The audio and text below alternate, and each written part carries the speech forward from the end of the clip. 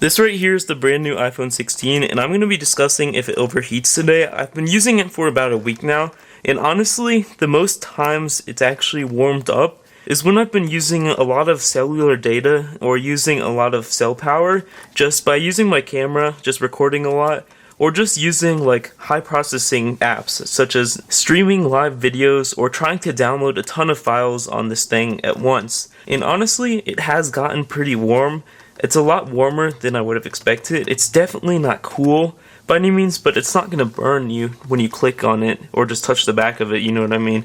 And yeah, so honestly, it can overheat, and although I think it's a step up from the last iPhone models, I don't think it's superior by any means. It's just slightly better, if anything, and there's still a lot of things they can improve on this new iPhone 16, but yeah, it can overheat. I recommend turning on airplane mode and just using a lot of things that require a lot less power. You don't want it to overheat, and honestly, yeah, it might be worth it, but I don't know for sure.